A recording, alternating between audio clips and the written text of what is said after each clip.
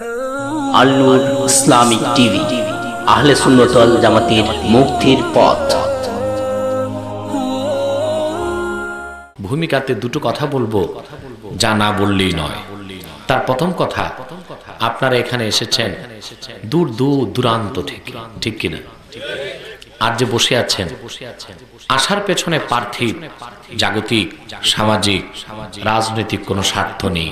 আপনারা এসেছেন একমাত্র আল্লাহ ও তার হাবিবের সন্তুষ্টির জন্য, ঠিক কিনা?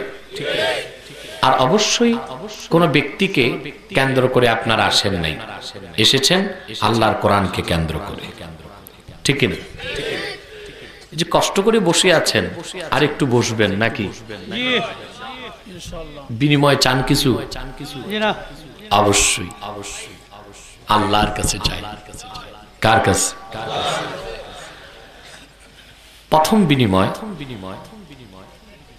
যে আল্লাহ তাআলা আপনাদেরকে ভালোবেসেছেন, পছন্দ করেছেন, সেজন্য কোরআনের মাহফিলে আসতে দিয়েছেন।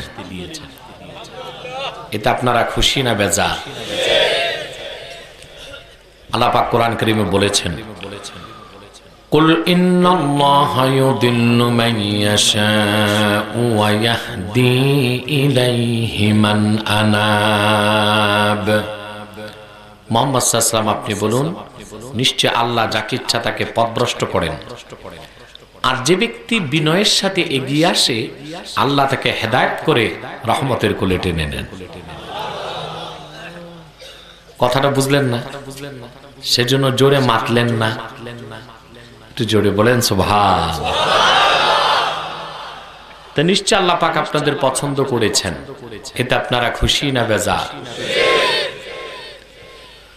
দুই, এই যে কোরআনকে ভালোবেসে বসে আছেন, এই কোরআন এক সেকেন্ডের জন্য আপনাকে জাহান্নামে যেতে দিবে না। দলিল, আল্লাহর হাবিব ইরশাদ করেছেন, মান জাআলাল কুরআনা আমামাহু কাদাহু ইলাল জান্নাহ। যে ব্যক্তি কোরআনকে জীবন চলার পথে সামনে রাখবে, কোরআনকে নেতা মানবে, কোরআনের অনুসরণ করবে, আল্লাহর কোরআন তাকে টেনে টেনে নেতৃত্ব দিয়ে আল্লাহর জান্নাতে পৌঁছে দিবে। খুশি আছেন? বেশি না কম? তিন, আপনারা গুনার বোঝা কাঁধে করে এসেছেন, ঠিক কিনা? আমিও পাপী, আপনারাও পাপী, কেউ বড় কেউ ছোট, ঠিক কিনা? কোরআনের মাহফিল শেষ করে মুনাজাত করে যখন বাড়ি যাবেন, শিশুর মতো নিষ্পাপ হয়ে বিছানায় যাবেন। দলিল,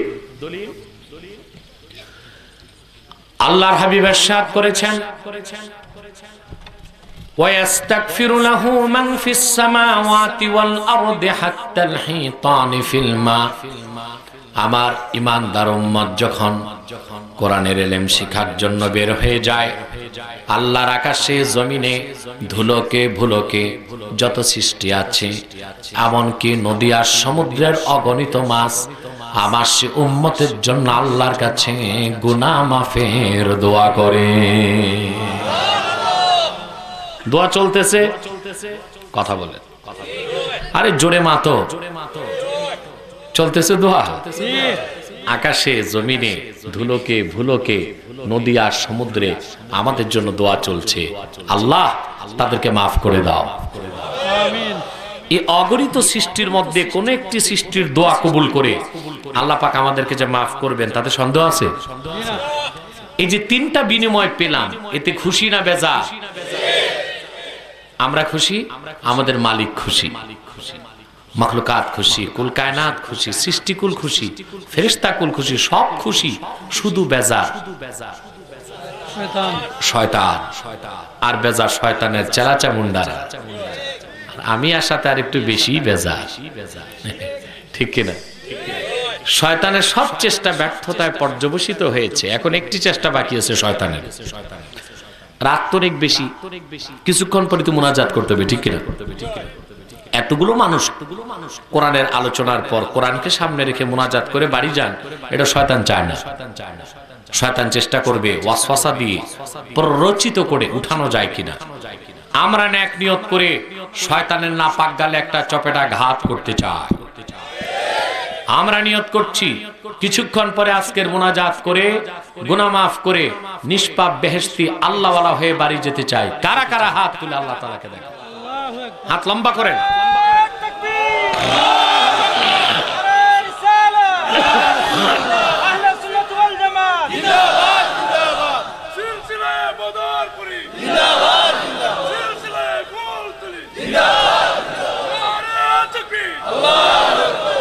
আল্লাহ কবুল করুন, আল্লাহ মঞ্জুর করুন, বলুন আল্লাহুম্মা আমিন। আমি আরো দুইজন মানুষের কৃতজ্ঞতা স্বীকার করি। একজন আমাদের চেয়ারম্যান সাহেব, উপজেলা আওয়ামী লীগের সেক্রেটারি সাহেব, আলহামদুলিল্লাহ বলেন। রেজাউল করিম সাহেব, আল্লাহ তাকে হেদায়েত করুক, বলুন আল্লাহুম্মা আমিন। আর উপস্থিত আছেন এই থানার ভারপ্রাপ্ত কর্মকর্তা ইখতিয়ারউদ্দিন চৌধুরী সাহেব, আলহামদুলিল্লাহ আলহামদুলিল্লাহ। আল্লাহ তাআলা আল্লাহ দ্বীনের পক্ষে তাকে শেষ নিঃশ্বাস ত্যাগের আগ পর্যন্ত কবুল করুক, বলুন আল্লাহুম্মা আমিন। ফুলতলির মরহুম পীর সাহেবের ছোঁয়া পেয়ে অনেকেই দিনদার হয়ে গেছে, ঠিক কিনা? দিনের পথে চলে এসেছে, আলহামদুলিল্লাহ বলে। আমি আপনাদের সামনে তেলাওয়াত করেছি সূরা ইয়াসিন থেকে, বলুন তো কোন সূরা? এই সূরাতে আল্লাহ পাক বলেন ইয়াসিন। ইয়াসিন বলে আল্লাহ তার হাবিবকে ডাক দিয়েছেন, সুবহানাল্লাহ। ওয়াল কোরআনিল হাকিম, এবং বিজ্ঞানময় কোরআনের কসম, সুবহানাল্লাহ। কোরআনকে আল্লাহ হাকিম বলেছেন। কি বলেছেন? আশ্চর্য হবেন, গোটা কোরআনের কোথাও আল্লাহ কোরআনকে শুধু কোরআন বলেন নাই, একটা বৈশিষ্ট্যের সাথে উল্লেখ করেছেন। কথা বুঝতে পারছেন? যেমন আল্লাহ পাক বলেছেন বাল হুয়া কুরআনুম মাজিদুন ফি লাওহিম মাহফুজ। কোরআনকে বলেছেন কোরআন মাজিদ। কি বলেছেন? শুধু কোরআন বলেন নাই, কোরআন মাজিদ, সুবহানাল্লাহ। আরেক জায়গায় বলেন আলিফ লাম রা তিলকা আয়াতুল কিতাবিল মুবিন। কোরআনকে আল্লাহ মুবিন বলেছেন। ফটো সেশন বাদ দেন তো, যান।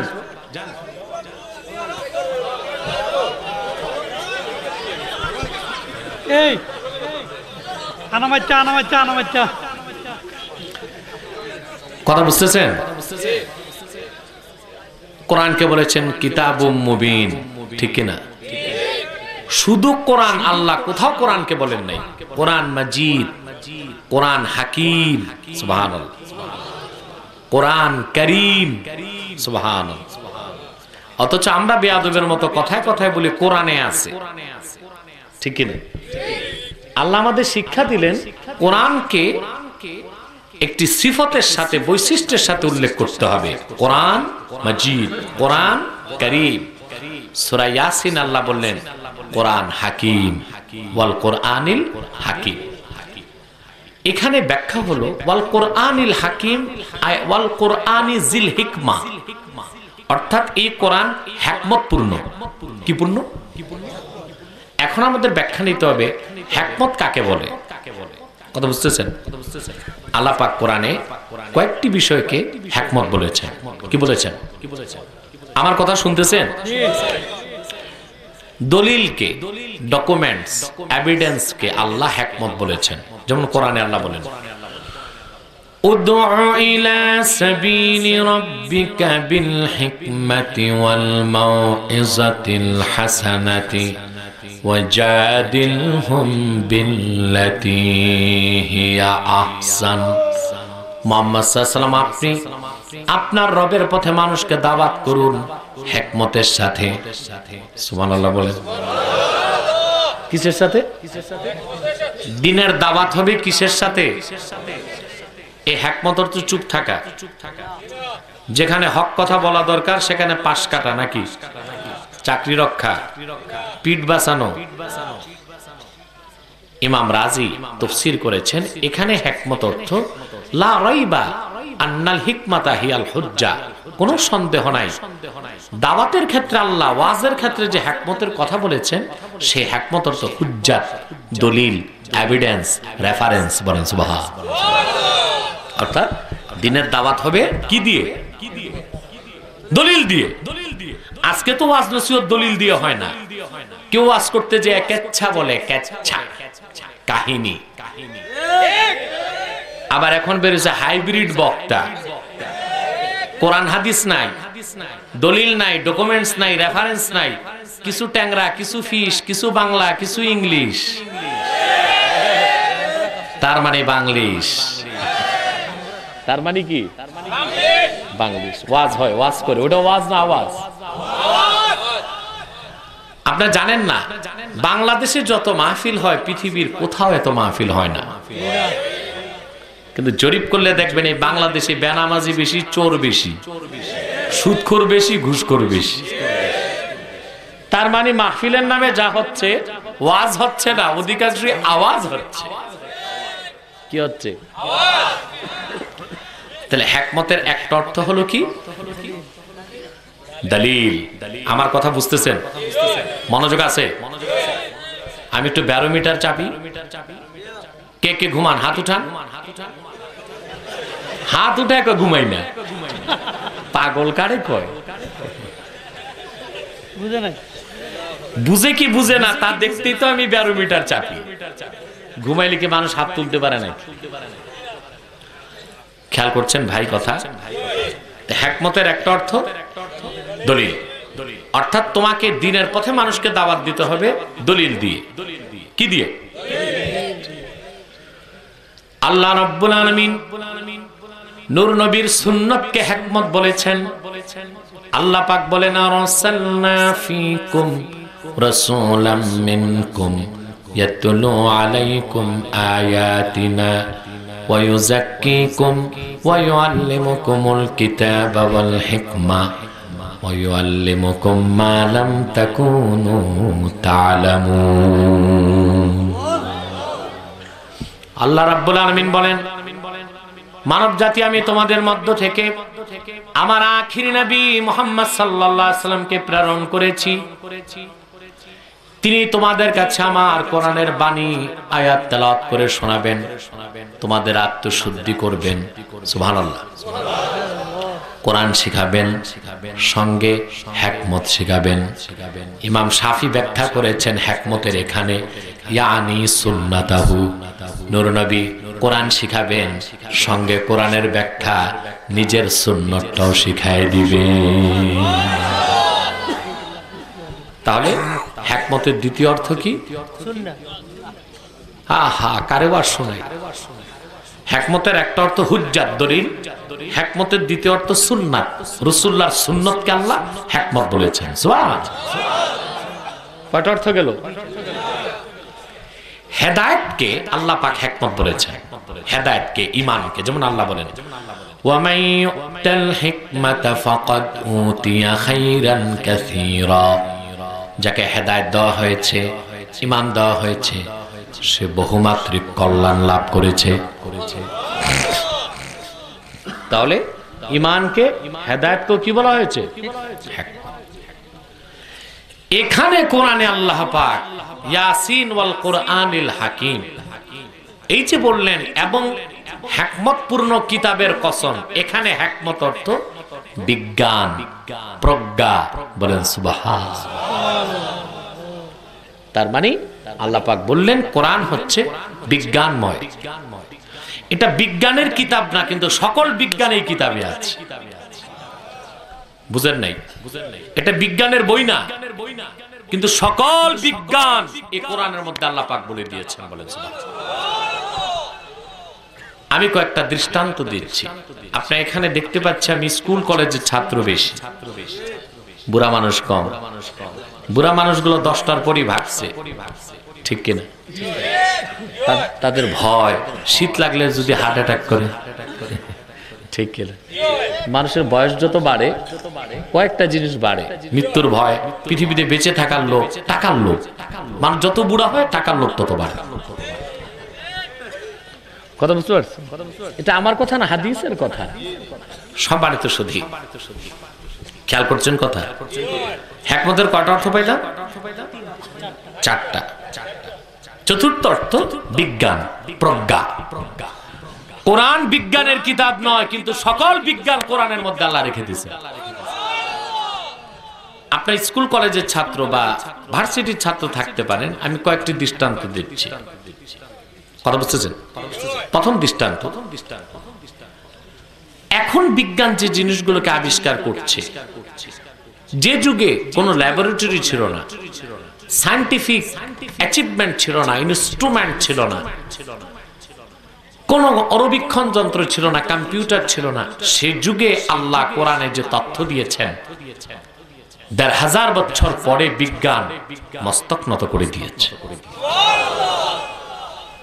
সুবহানাল্লাহ। দেখুন এই যে লোহা দেখেছেন, এই লোহা কোত্থেকে আসে? মাটির নিচ থেকে। আমরা দেখি মাটির। আর কোরআনে একটা সূরার নামই দিয়েছেন আল্লাহ হাদিদ। হাদিদ মানে লোহা। আর সেই সূরায় তিনি বললেন লোহা তিনি পাঠিয়েছেন উপর থেকে। সুবহানাল্লাহ বলবেন। আল্লাহ রাব্বুল আলামিন বলেন ওয়ানজালনাল হাদিদা ফীহি বা'সুন শাদীদুন ওয়া মানাফি'ু লিন-নাস। আমি লোহাকে আকাশ থেকে নাজিল করেছি, যেই লোহাতে আছে মানুষের জন্য প্রবল শক্তি এবং বহুমাত্রিক কল্যাণ। কোরআনের এই আয়াতের কাছে বিজ্ঞান আত্মসমর্পণ করেছে। বিজ্ঞান বলতেছে কথা ঠিক, লোহা তৈরিতে দরকার ১৫ লক্ষ ডিগ্রি সেলসিয়াস তাপমাত্রা। পৃথিবীতে কখনোই এই তাপমাত্রা ছিল না। এই তাপমাত্রা আছে সূর্যে। এর জন্য বিজ্ঞান বলছে আজ থেকে ৪৫০ কোটি বছর আগে সূর্যে একটা মহা বিস্ফোরণ ঘটেছিল, তখন লোহার একটি খণ্ড পৃথিবীতে এসেছে। বিজ্ঞান এখন বলতেছে আল্লাহ ১৫০০ বছর আগে বলেছেন ওয়ানজালনাল হাদিদা ফীহি বা'সুন শাদীদ, লোহাকে আমি আকাশ থেকে নাজিল করেছি। বলেন তো ভাই, বিজ্ঞান আগে না কোরআন আগে? কোরআনের কাছে বিজ্ঞান শিশু বাচ্চা। সুবহানাল্লাহ। আসেন একটা উদাহরণ দিই। বর্তমান পৃথিবীতে বিজ্ঞানের চরম উৎকর্ষ সাধিত হয়েছে বিজ্ঞান দাবি করে, বুঝেন না? এই সময় বিজ্ঞানের সবচেয়ে বড় আবিষ্কারগুলোর একটি হলো বিগ ব্যাং থিওরি এবং দ্য থিওরি অফ রিলেটিভিটি। এই বিগ ব্যাং থিওরি, এটার জন্য নোবেল পেয়েছে স্টিফেন হকিং, ব্রিটিশ বিজ্ঞানী। মারা গেছে ৩ বছর আগে মারা গেছে। আমি দেখেছি হুইল চেয়ারে বসাসে, অনেকটা হনুমানের মতো এরকম দেখতে। কেন? শুনলাম ২১ বছর বয়সে তার নিউমোনিয়া হয়েছিল, তখন ৭০% ব্রেনের কোষ ড্যামেজ হয়ে গেছে। এই ৩০% দিয়া বিজ্ঞান আবিষ্কার করে নোবেল পাইছে। কথা বুঝেন নাই? সে বিগ ব্যাং থিওরিতে কি বলেছে? সে বলেছে গোটা সৃষ্টি জগৎ ছিল একটি অখণ্ড বিন্দু। বিলিয়ন বিলিয়ন বছর আগে মহাবিস্ফোরণ ঘটেছে, তখন এই বিন্দু থেকে, অখণ্ড বিন্দু থেকে মহাবিশ্ব সৃষ্টি হয়েছে। তারকা, নক্ষত্র, সূর্য, গ্রহ, গ্রহাণুপুঞ্জ, নীহারিকা, ধূমকেতু, এগুলো সৃষ্টি হয়েছে। এবং বিগ ব্যাং থিওরিতে স্টিফেন হকিং বলেছে ক্রমাগত মহাবিশ্বটা বড় হচ্ছে। কি হচ্ছে? আমি বলি এটা স্টিফেন হকিং বলেছে ৭০ সালে, কোরআন বলেছে ১৫০০ বছর আগে। আল্লাহ বলেছেন ওয়াস-সামাআ বানাইনাহা বিআইদিন ওয়া ইন্না লামুসিউন। আল্লাহ কোরআনে বলেছেন আমি গোটা সৃষ্টিকে ক্রমাগত সম্প্রসারণ করছি। সুবহানাল্লাহ বলবেন। তা আগে কোরআন আগে বিজ্ঞান? কোরআনের কাছে বিজ্ঞান শিশু বাচ্চা, ঠিক কিনা? আসেন বর্তমান পৃথিবীতে বিজ্ঞানের জনক বলা হয় আইনস্টাইনকে। মডার্ন সায়েন্স, ওল্ড সায়েন্স, পুরাণ বিজ্ঞানের জনক বলা হয় অ্যারিস্টটলকে। আর মডার্ন সায়েন্সের জনক বলা হয় আইনস্টাইন। এই আইনস্টাইন যা আবিষ্কার করেছে তার কিছুটা মানবতার পক্ষে গেছে, কিছুটা মানবতার বিপক্ষে গেছে। যেমন অ্যাটম বম, দেখছেন অ্যাটম? আরে মিয়া বোমা, টাঙ্গাইলের চমচমরো অ্যাটম কর, ওইটা না, অ্যাটম বম। এটা সূত্র আবিষ্কার করেছে আইনস্টাইন, আপেক্ষিক আণবিক ভর। এই সূত্র থেকে অ্যাটম বোম তৈরি হয়েছে। আমাদের অপবাদ দেয় বিজাতিরা মুসলমান সন্ত্রাসী বলে না, কথা বলেন, বলে ইসলাম মানে সন্ত্রাস। আমি বলবো এটা চোরের মার বড় গলা। আমরা প্রকাশ্যে চ্যালেঞ্জ দিচ্ছি মুসলিমরা, মানুষ হত্যার একটি অস্ত্র কোন মুসলমান বিজ্ঞানী বানায় নাই, তোমরাই বানিয়েছো। তো সন্ত্রাসের সম্পর্ক ইসলামের সাথে না তোমাদের সাথে? কথা বলে। আরে মাতো না ভাই, মাইক যা পাইলাম আমি, এই মাইক আমি পরামর্শ দিব এটা জাদু করে রাখতে। যুগের পর যুগ মানুষ দেখবে এটাও একটা মাইক ছিল, ঠিক কিনা? এই মাইকে কথা বলে পরের দিন কথা বলা যাবে। কালকে আমার দিনে মাহফিল বাদে জোহর থেকে, তাও হচ্ছে ব্রাহ্মণবাড়িয়াতে। আসতেই তো রাত চলে গেল প্রায়। কষ্ট হচ্ছে আপনাদের, কথা বুঝতেছেন, খেয়াল করতেছেন? আমাদেরকে বলা হয় আমরা সন্ত্রাস, বলে না? কিন্তু চোরের মার বড় গলা। আমেরিকা যুদ্ধ ঘোষণা করেছে, ওয়ার এগেইনস্ট টেরোরিজম, সন্ত্রাসের বিরুদ্ধে যুদ্ধ। কিন্তু মার্কিন যুক্তরাষ্ট্রের শিশু বাচ্চারাও জানে সবচেয়ে বড় সন্ত্রাসী দেশ পৃথিবীতে আমেরিকা। বলতে সন্ত্রাসী কেমন সন্ত্রাসী দেখেন। 1991 সালে 2500 বছরের ইতিহাস ঐতিহ্যের লালন ভূমি আমার গাউসে পাক আব্দুল কাদের জিলানীর পদধন্য বাগদাদে হামলা করে একজন দুইজন নয় 18 লক্ষ মুসলমানকে হত্যা করেছে যুক্তরাষ্ট্র। লিবিয়াতে হত্যা করেছে, আফগানে করেছে, ইরানে করেছে, সিরিয়াতে করছে। সেই হলো পৃথিবীর সবচেয়ে নিকৃষ্ট সন্ত্রাসী দেশ। ইসলাম ও মুসলমানের সাথে সন্ত্রাসের সম্পর্ক নেই। Dynamite, atom, missile, chemical weapon, রাসায়নিক অস্ত্র একটা মুসলমান বানায় নেই, তোমরাই বানিয়েছো। অতএব ইসলামের সাথে মুসলমানের সাথে সন্ত্রাসের সম্পর্ক নেই। বলবা আইএস, আইএস তো তোমাদেরই প্রোডাকশন। আইএস কাদের তৈরি? তাদের তৈরি। আইএস, আইএস এর প্রতিটি অস্ত্রের গায়ে লেখা আছে it is the property of United state of America. এই অস্ত্রটা আমেরিকার সৌজন্যে, আমেরিকার নিজস্ব সম্পদ। এখন আপনি বলেন ভাই, যদি আইএস আমেরিকা থেকে অস্ত্র কিনতে এটা লেখা থাকতো, কথা বলেন, তাহলে বোঝা যায় বিনামূল্যে। যে আমেরিকা ইসলাম ও মুসলমানের এত বড় শত্রু, খেলাফত প্রতিষ্ঠার জন্য তারাই আইএস কে বিনামূল্যে অস্ত্র দিল। তাতেই তো বোঝা যায় দাল মে কুছ কালা হ্যায়, কাবাব মে হাড্ডি হ্যায়।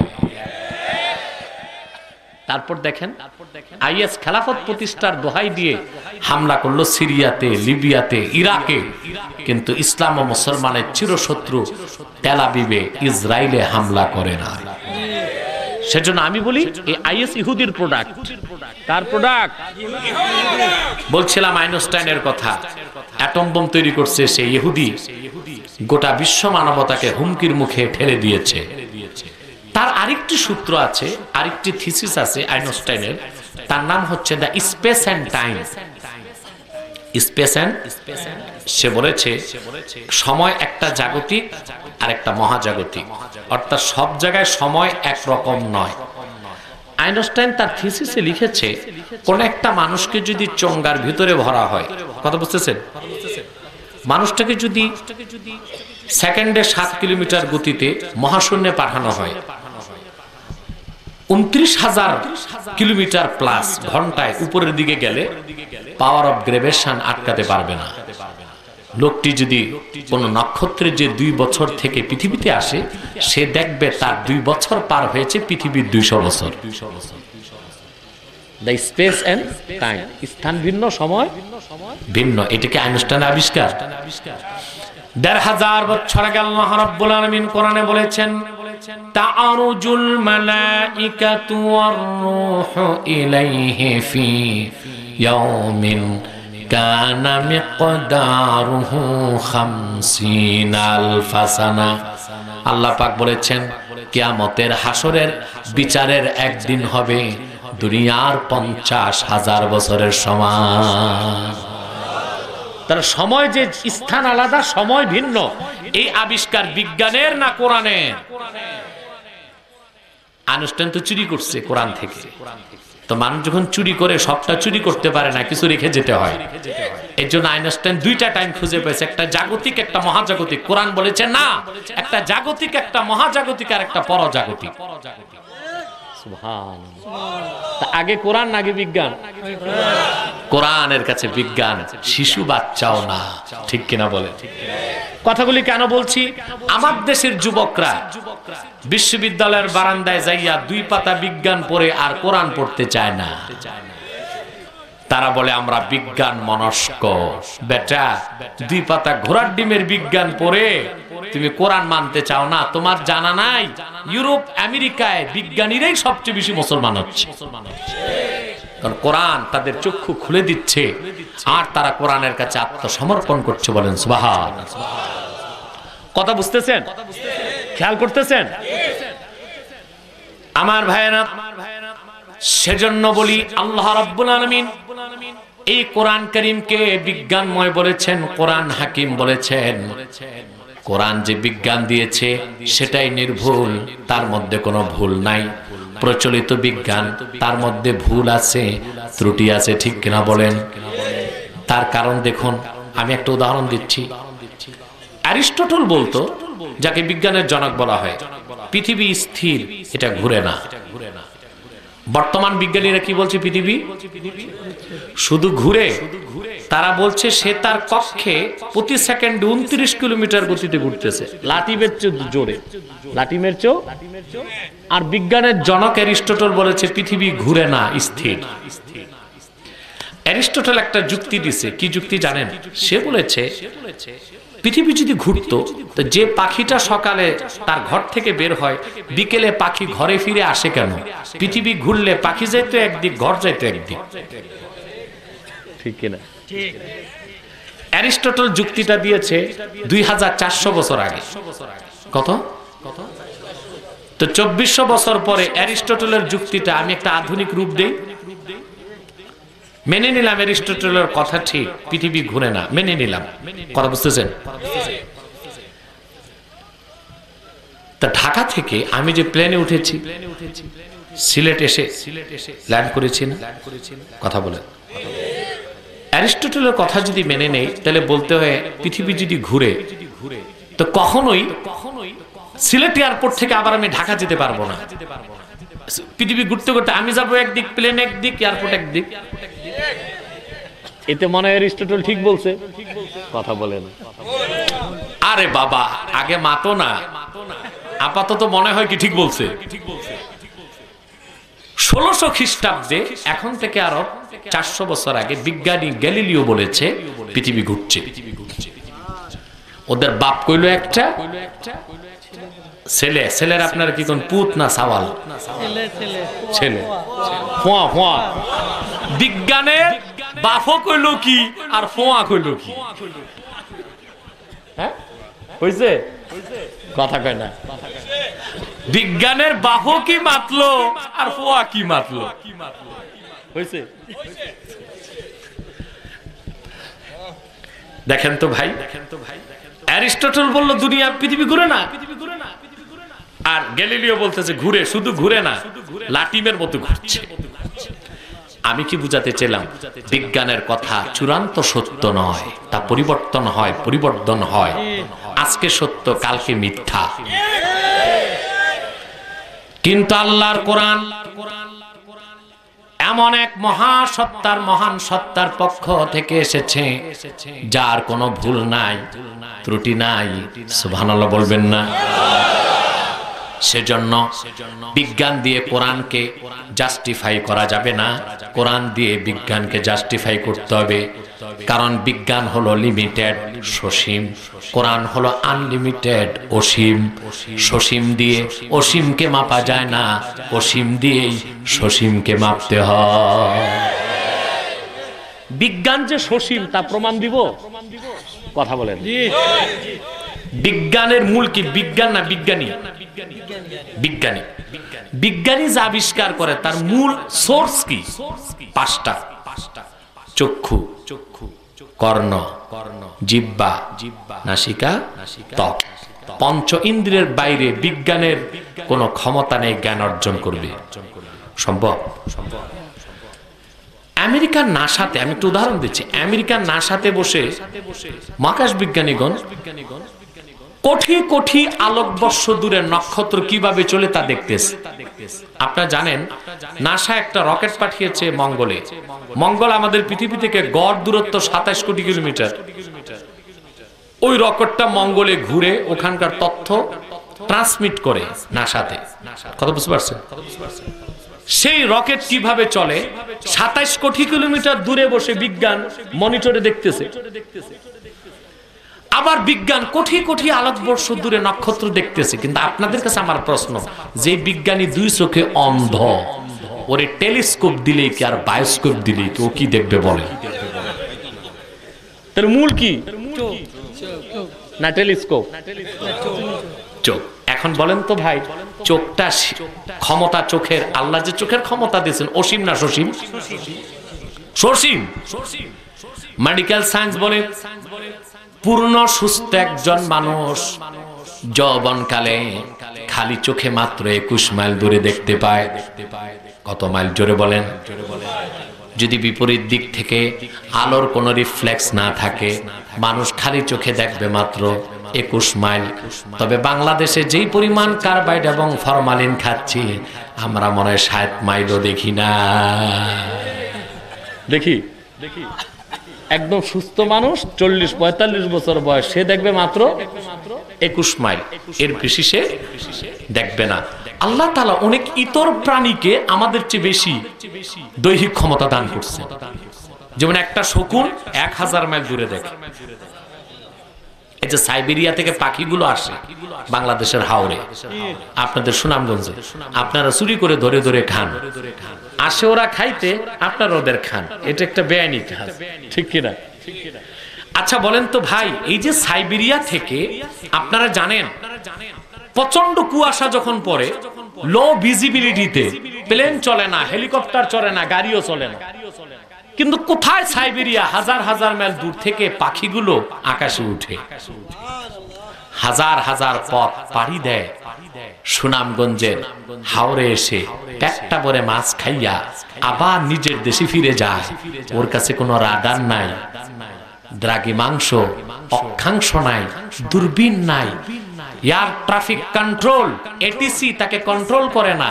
সে আসতেছে, মাছ খাচ্ছে, আবার নিজের বাড়ি ফিরে যাচ্ছে। অথচ মানুষকে কত টেকনোলজি ইউজ করতে হচ্ছে একটা প্লেনে, কিন্তু তার কাছে কোনো টেকনোলজি নাই। সে আসতেছে, পেট ভরে খেয়ে চলে যাচ্ছে। সুবহানাল্লাহ। মানুষকে আল্লাহ শুধু জ্ঞানটাই বেশি দিচ্ছেন, আর অন্য সবকিছু অন্য প্রাণীকে দিচ্ছেন। কথা বলে না? তো বলছিলাম বিজ্ঞান যত জ্ঞান অর্জন করে তার মূলে চোখ। চোখটা সীমিত না অসীমিত? কান, কানের শক্তি কতটুকু আল্লাহ দিয়েছে জানেন? আওয়াজটা শুনছেন? পদার্থ বিজ্ঞান বলে এই যে আওয়াজটা কেন পেলেন? আমি আঘাত করছি, এটা বাতাসে কম্পন সৃষ্টি করছে। এই কম্পনটা ঢেউয়ের সাথে ভাসতে ভাসতে আপনার কানে ঢুকছে, আওয়াজটা পাইছে। যত জোরে আঘাত করব কম্পন তত বেশি হবে, আওয়াজ জোরে হবে। যত আস্তে করব কম্পন কম হবে, আওয়াজ কম হবে। বিজ্ঞান বলেছে যে কোন শব্দের কম্পাঙ্ক যদি সেকেন্ডে 20,000-এর বেশি হয়, সেই তীব্র আওয়াজ মানুষ শুনতে পাবে না। আর কোন শব্দের কম্পাঙ্ক যদি সেকেন্ডে 20-এর কম হয়, সেই ক্ষীণ আওয়াজও কোনো মানুষ শুনতে পাবে না। একটা মজার গল্প শুনে আপনাদের। বুয়েটের কিছু ছাত্র আমাকে দাওয়াত করলো ইঞ্জিনিয়ারিং ইনস্টিটিউটে ঢাকায়। আমি ছিলাম প্রধান আলোচক, আর প্রধান অতিথি ছিল শমশের আলী, বাংলাদেশের বড় পদার্থ বিজ্ঞানী। নাম শুনছেন না শমশের আলী? প্রশ্ন করতে করতে আমাকে অনেক প্রশ্ন করছে ইসলাম রিলেটেড, আমি উত্তর দিছি। শমশের আলীকে প্রশ্ন করছে, স্যার কবরে নাকি আওয়াজ হয়?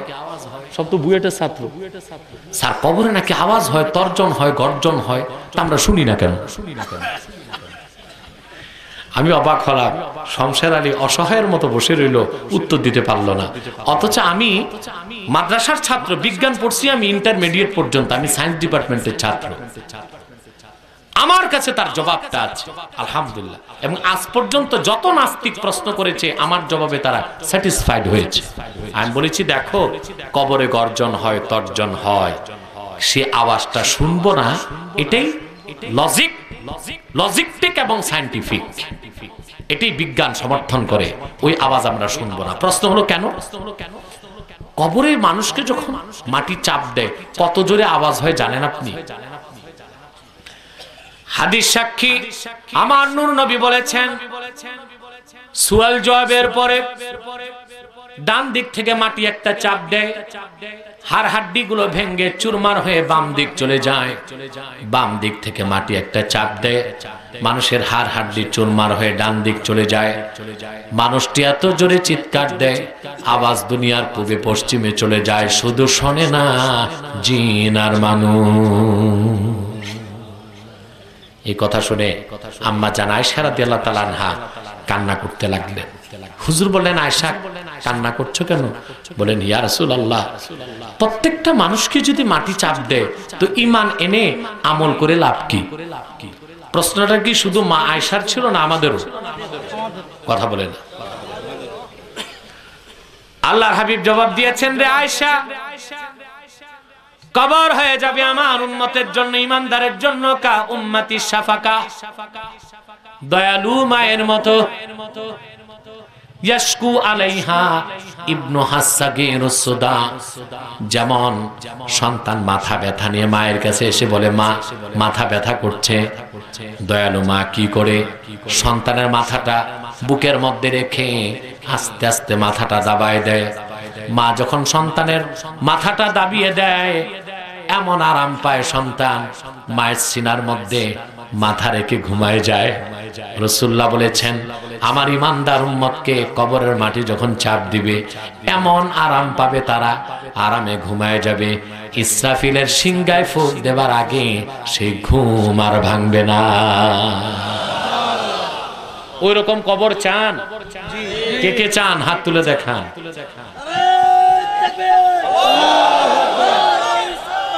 ওই কবর চান? ওই কবর চান? নামাজ পড়ে না নামাজ বাদ দিয়া? সুদ ঘুষ ছাইরা না জম্মের তরে খাইয়া? চুরি চামারি করে না বাদ দিয়ে? খাদ্যে ভেজাল দিয়ে না বাদ দিয়ে? আরেকজনের ক্ষেতের আইল ধাক্কা ধাক্কি করে না বাদ দিয়ে? চরিত্র ঠিক করতে হবে, ঠিক কিনা? বলছিলাম কবরের আওয়াজ আমরা শুনি না। কেন শুনি না? ওটা গায়েব। সেকেন্ডে যে শব্দের কম্পাঙ্ক 20,000-এর বেশি, তা তো মানুষ শুনবে না, এটা বিজ্ঞান বলতেছে। কবরে যে আওয়াজ হয় ওইটার কম্পাঙ্ক সেকেন্ডে 20 কোটিরও বেশি, অতএব তা মানুষ শুনবে না। এটাই সায়েন্টিফিক, এটাই বিজ্ঞান সম্মত। বলেন কথা বুঝতেছেন? তা আল্লাহ মানুষকে যা দিয়েছেন, চোখ, কান, নাক। আচ্ছা, আমাদের নাকের ক্ষমতা কতটুকু বলেন তো? আমাদের নাকের যে ঘ্রাণ শক্তি তার চেয়ে বেশি তো বিড়ালের, নাকি? বিড়ালের নাকের ঘ্রাণ শক্তিটা বেশি না? আরেকটু বেশি পিঁপড়া, মারাত্মক, ঠিক না? হাড়ি পাতিল হাড়ি থেকে নামাবেন, ঠান্ডা হইতে না হইতে পিঁপড়া আসবে, গরম থাকতে আসে না। এই জ্ঞানও আছে পিঁপড়ার, এই বুদ্ধি আছে, ঠিক কিনা? তারে বোঝা যায় তার ইন্দ্রিয় শক্তি আমাদের চেয়ে কম না, ঠিক কিনা? সেজন্য বলি ভাই, বিজ্ঞানকে জ্ঞান অর্জনের যে সোর্স, উৎসগুলো দেওয়া হয়েছে তা সীমিত, লিমিটেড। সেজন্য সে যে জ্ঞানটা অর্জন করে সেটাও লিমিটেড। আর কোরআন হলো আনলিমিটেড, অসীম। সেজন্য সসীম বিজ্ঞান দিয়ে কোনোদিন অসীম কোরআনকে যাচাই করা যাবে না, বরং অসীম কোরআন দিয়ে সসীম বিজ্ঞানকে যাচাই করা হবে। বিজ্ঞানের যে মত কোরআনের সাথে সাংঘর্ষিক, সেটাকে ঘৃণার সাথে বর্জন করতে হবে। আর বিজ্ঞানের যে মত কোরআনের সমর্থন পুষ্ট, সেটাকে আমরা গ্রহণ করব। ঠিক কিনা বলেন? যেমন বিজ্ঞানের একটি থিওরি কোরআনের চরম বিরোধী, সেটা হলো ডারউইনের দা থিওরি অফ এভলিউশন, বিবর্তনবাদ। চিল্লা এখন নাউজুবিল্লাহ। আমরা বিবর্তনবাদকে বিশ্বাস করি না। বিবর্তনবাদকে কেউ যদি বিশ্বাস করে, তার মতো কাফের নাস্তিক একটাও পৃথিবীতে থাকবে না। বিবর্তনবাদ কি? ডারউইন বলেছে 400 কোটি বছর আগে পৃথিবীতে ছিল শুধু পানি। আচ্ছা কন্ত ভাই, এটা দেখছে কে? ডারউইন 400 কোটি বছর আগের কথা বলল। পানিতে এক সময় জন্ম নিল এক কোষী জীব, তারপর ধীরে ধীরে সেই জীব হলো কীট, কীট হলো ব্যাং, ব্যাং হলো বানর। 27 কোটি বছর আগে বানর 2 পায়ে দাঁড়ায় গেছে, ল্যাজ পড়ে গেছে, বানর হয়ে গেছে মানুষ। নজুবিল্লাহ। এটা জুলজিতে এসেছে, প্রাণী বিজ্ঞান। আমি পড়েছি, এটা কলেজে পড়েছি। কিন্তু এটা এতদিন ছিল না আর পাঠ্য বইতে, নতুন করে আবার ঢুকানো হয়েছে যে বানর থেকে মানুষ। এই তথ্য যে বিশ্বাস করবে, সে কোরআনের অন্তত 2000 আয়াতকে অস্বীকার করলো, তাকে মুসলমান বলার সুযোগ নাই। পরিশেষে আমি বলবো, কোরআন বিজ্ঞানের বই নয়, কিন্তু সকল বিজ্ঞান এই কোরআনে। ঠিক কিনা বলেন? এই জন্য আল্লাহ তাআলা বলেছেন ইয়াসিন ওয়াল কোরআনিল হাকিম, শপথ বিজ্ঞানময় কোরআনের। বলেন সুবহানাল্লাহ। দুনিয়াতে ওদের যতটুকু দরকার কোরআন থেকে তারা তা নিচ্ছে। এই যে বিজ্ঞানের কতগুলো উদাহরণ দিলাম না, আপনাদেরকে আমি পরিশেষে অনুরোধ করব, আমরা তো অনেক কিছু পড়ি, অন্তত আল্লাহর কোরআন পড়ার চেষ্টা করব। পারবেন তো ইনশাআল্লাহ সবাই?